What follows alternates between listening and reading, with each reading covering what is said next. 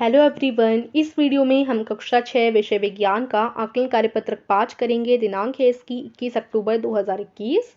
और इसको शुरू करने से पहले हमारे चैनल माइंड बूस्टिंग क्लासेस को जिन्होंने सब्सक्राइब नहीं किया वो ज़रूर कर दीजिएगा।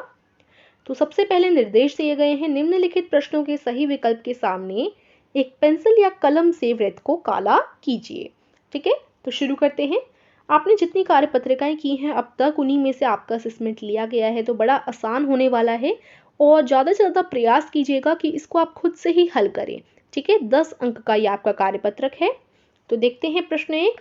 पुदीना और घास उदाहरण है शाक का, झाड़ी का, वृक्ष का या शाक और झाड़ी दोनों का। तो ये हम वर्कशीट में पढ़ चुके हैं, तो शाक इज द राइट आंसर। शाक के एग्जाम्पल है पुदीना और घास। दूसरा प्रश्न है, वृक्ष का डैश मोटा और कठोर होता है। तो वृक्ष आपने देखा होगा, वृक्ष का जो तना होता है ज्यादातर वो बहुत ज्यादा कठोर होता है, जबकि एक नॉर्मल पौधे को देखें तो उसका तना उतना कठोर नहीं होता जितना कि आपने एक वृक्ष का देखा होगा। ठीक है, तो जड़ें, तना, पत्तियां या उपरोक्त सभी। तो इसका सही उत्तर रहेगा आपका बी, तना।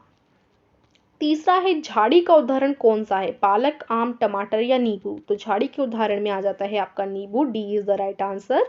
ठीक है ना। नेक्स्ट क्वेश्चन देखते हैं हम लोग। नेक्स्ट क्वेश्चन है आपका क्वेश्चन नंबर 4। तना पौधे का हिस्सा है जो मूलतः बढ़ता है जमीन के ऊपर, जमीन के नीचे, जमीन पर या इनमें से कोई नहीं। तो आपने देखा होगा पौधे का जो तना होता है, तना जो होता है पौधे का वो यूजुअली जमीन के ऊपर की तरफ ही ग्रो होता है। जमीन के नीचे तो आपने बहुत कम देखा होगा, होता ही नहीं है। तो ज्यादातर जमीन के ऊपर बढ़ता है। ठीक है, सो ए राइट आंसर होगा। पांचवा प्रश्न है, डैश दो पर्व के बीच तने का हिस्सा होता है। पर्व, मध्य शिरा, पर्व संधि या शिरा। तो पर्व संधि दो पर्व के बीच तने का हिस्सा होता है। पर्व संधि ही होती है जो कि दो तने के बीच के हिस्से को हम लोग क्या कहते हैं, दो पर्व के बीच के हिस्से को हम लोग क्या कहते हैं, पर्व संधि कहते हैं। ठीक है, सी राइट आंसर है। छठवां प्रश्न है, पत्तियों की सतह पर पाए जाने वाले छोटे छिद्र को कहते हैं। जैसे पत्ती है, पत्ती के अंदर छोटे छोटे छोटे छोटे डॉट्स टाइप के होते हैं, छिद्र होते हैं, छेद होते हैं। तो उन छेदों को क्या कहते हैं हम लोग? देखिए ऑप्शंस देखते हैं। विभाजक, रक्षी कोशिका छिद्र या रंध्र, स्टोमेटा। तो स्टोमेटा बोला जाता है पत्तियों के अंदर छोटे छोटे छेदों को हम लोग रंध्र कहते हैं, यानी स्टोमेटा कहते हैं। ठीक है। सातवां प्रश्न है, कमजोर तने वाले पौधे जो सहारे के द्वारा ऊपर की ओर चढ़ते हैं, इन पौधों को कहा जाता है शाक, झाड़ी, विसर्पी लता या आरोही।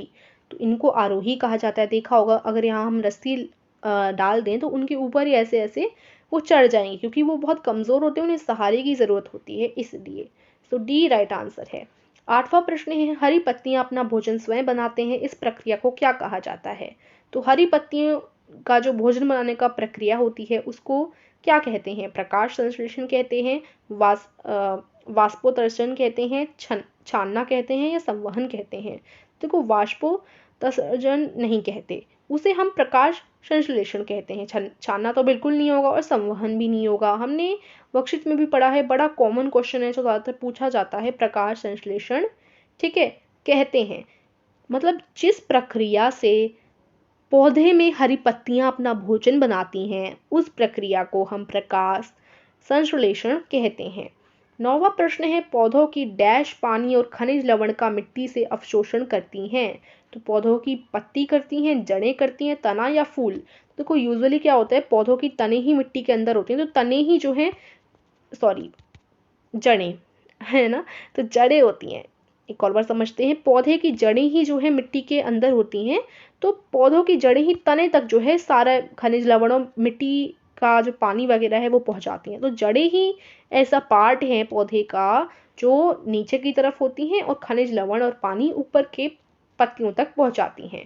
10वां प्रश्न है, डैश पौधों को सीधा रखता है। तो तना जो है पौधे को सीधा रखता है। तना ना हो तो पौधा तो ऐसे नीचे ही पड़ा रहेगा। ठीक है, तो तना, जड़ें, पत्तियां या फूल।